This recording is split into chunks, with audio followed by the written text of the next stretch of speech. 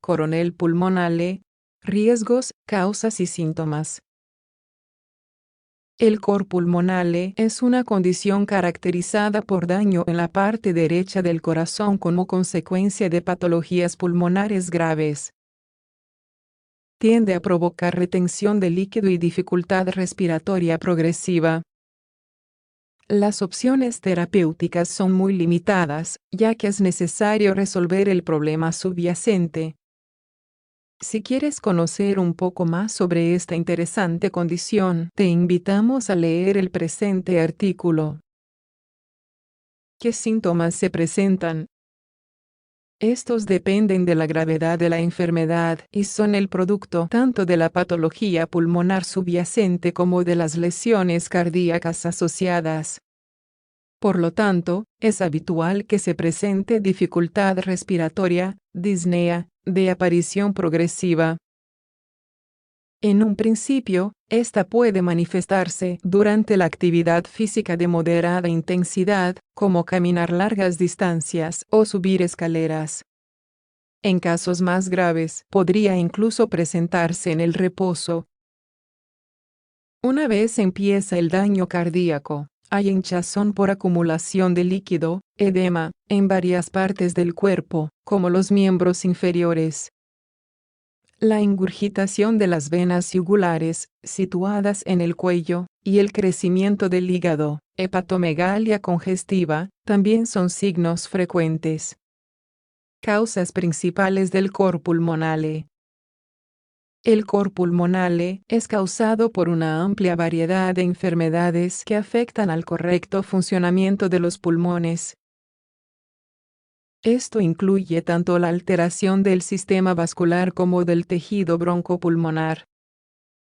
Enfermedad pulmonar obstructiva crónica, EPOC. Como su nombre indica, esta patología implica daño pulmonar progresivo producto de reacciones inflamatorias constantes. Según la Organización Mundial de la Salud, OMS, es una de las principales causas de mortalidad en todo el mundo y los factores de riesgo más importantes para su desarrollo son el hábito tabáquico prolongado y la exposición a combustión por biomasa, como ocurre al cocinar con leña. Los síntomas principales de la EPOC son la disnea, la tos productiva y la tendencia a las infecciones respiratorias. El daño pulmonar provoca menor oxigenación de la sangre, por lo que los pacientes pueden requerir oxigenoterapia permanente. Existen varias comorbilidades asociadas, siendo el cor pulmonale una de ellas. Esto agrava el pronóstico, ya que el tratamiento de ambas condiciones es difícil. Fibrosis quística. Se trata de una enfermedad con un fuerte componente genético que, a pesar de ser capaz de afectar varios sistemas, encuentra en el pulmonar el más relevante. Se caracteriza por un problema en las secreciones, en especial en el moco que se produce de forma natural en las vías respiratorias. Esto aumenta la frecuencia de infecciones respiratorias fatales, como aquellas producidas por Pseudomonas aeruginosa. El daño suele ser tan evidente que, en la mayoría de las ocasiones, se diagnostica fibrosis quística en los primeros meses o años de vida. A medida que avanza la enfermedad, es común que se genere hipertensión pulmonar, lo que conlleva fallo cardíaco. Es habitual que luego de diagnosticarse el cor pulmonar aumente de forma considerable la mortalidad en los niños, tal y como indican los estudios. Esclerodermia. Este término se utiliza para describir a un conjunto de trastornos que provocan fibrosis y fallas progresivas en casi cualquier órgano. La fibrosis es un proceso de reparación que genera tejidos sin una función específica. Las reacciones dermatológicas son las más frecuentes, a pesar de que el pulmón es uno de los órganos internos más afectados. Esto produce una enfermedad pulmonar intersticial difusa y, al igual que en el caso anterior, también conlleva hipertensión pulmonar. Desde un punto de vista epidemiológico, la esclerodermia suele afectar a mujeres en edades comprendidas entre los 30 y los 50 años. A pesar de que no existe una cura definitiva, el tratamiento está dirigido a aliviar los síntomas y reducir los fenómenos inflamatorios asociados. ¿Cómo se diagnostica el cor pulmonale? Los médicos utilizan una combinación de elementos clínicos y paraclínicos para hacer el diagnóstico.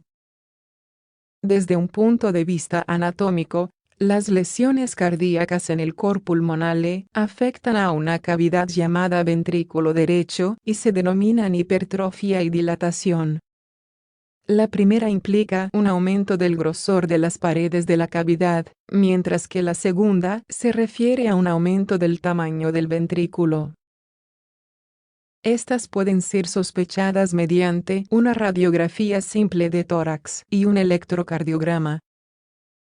Después se confirma con un ecosonograma o una resonancia magnética nuclear. La hipertensión pulmonar que se produce de forma inicial se confirma mediante un cateterismo cardíaco derecho. Esta técnica consiste en introducir una sonda delgada a través de una vena en la región inguinal, el cuello o el brazo. Se desplaza hasta llegar a la parte derecha del corazón para medir su presión. Tratamientos disponibles. La terapia es complicada en la mayoría de los pacientes, lo que explica la elevada mortalidad asociada. Como el cor pulmonale es una patología secundaria a otra condición, el abordaje más efectivo implica eliminar o disminuir aquellas alteraciones que estén provocando el daño cardíaco. Esto puede llegar a ser imposible en casos graves, a menos que se realice un trasplante pulmonar. Dependiendo del contexto clínico del paciente, pueden administrarse algunos medicamentos para aliviar los síntomas relacionados con la retención de líquido. Los fármacos diuréticos son útiles, aunque existen algunas contraindicaciones que el médico debe valorar. Si bien la hipertensión pulmonar puede tratarse con varios medicamentos, como los vasodilatadores pulmonares, estos no suelen ser efectivos para las enfermedades que generan el cor pulmonale como complicación. Prevención del cor pulmonale.